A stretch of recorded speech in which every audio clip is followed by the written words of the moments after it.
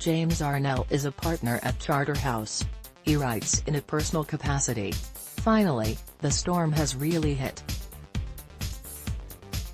There has been plenty of political electricity in the air for a while now, but we are now really entering the endgame of Brexit. It was always going to be a last-minute scramble, and we are currently in the early hours of the morning when deals get signed or, if the parties are not very careful, they fall apart.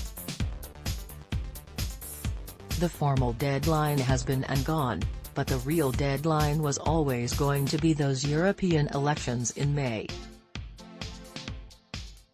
We are not quite there yet, but to watch the frenzy in the parliamentary corridors, you'd think we were. The EU's common stance is beginning to fracture, with differences emerging between Macron, Merkel, and Varadkar, and Merkel is finally breaking cover on the perverse logic of the backstop, pointing out that the imperative for peace in Ireland will require creativity and flexibility whether there is a deal or not. Meanwhile, Cooper, Letwin et al. Have finally managed to get past the blank rounds and find a bullet in the chamber, with their narrow victory to rule out no deal. What a strange situation, our parliament ruling out no deal, while Merkel rules out a hard border even if there is no deal.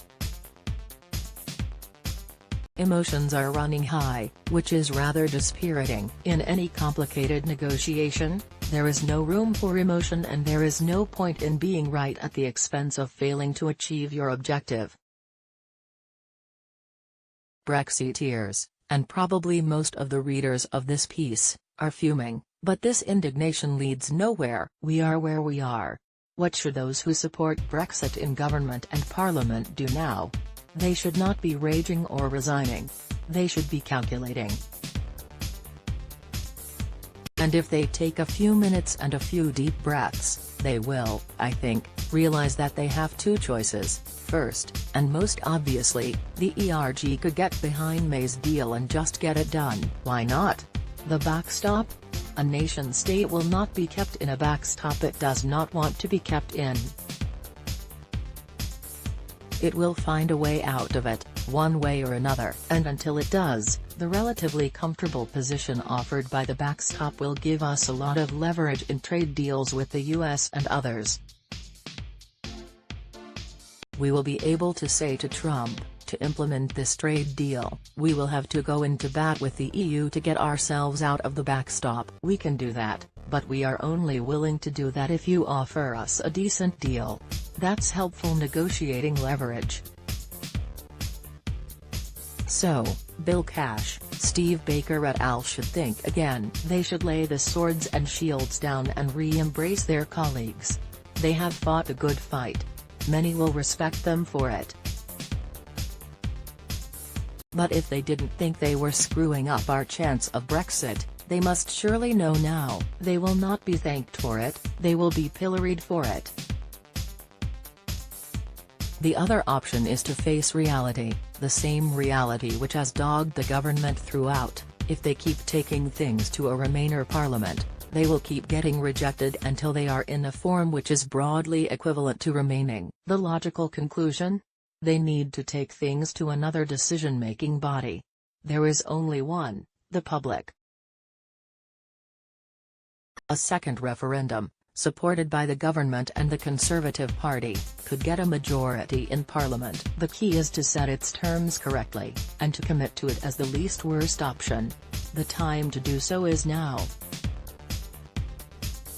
By accepting this now, the government can shape the question. Keeping this control over the question is absolutely key to holding the party and its base together. The government and Conservative Party should pivot now to putting a two-question referendum to the public. 1. Leave versus Remain. 2. May deal versus no deal. Then play it out. If the country votes leave, it will almost certainly vote for the May deal. Remainers will all choose this option, as will a proportion of leavers. The government achieves its objective. The hard Brexiteers can campaign for no deal. they will be able to stick to their views and seek to convince voters to follow them. I think May's deal will be chosen, but no one would need to go against their principles. The voters would decide. If the country votes Remain, there are two scenarios. If there is a large margin of victory, the decision can probably be considered as final and the will of the people can be considered settled for a while, at least until any future major changes in the EU. If the margin is narrow, it will probably lead to conflict as the referendum score will be Arnell. A new Tory Prime Minister will then have the option of calling an election on the platform of a third referendum supporting a no-deal Brexit. I predict that, by then, the Labour Party will have split over the direction to take on the second referendum. The Tories will be well positioned to campaign on a tie-break manifesto. The Brexit dream can live on for a while longer. That pivot needs to happen now.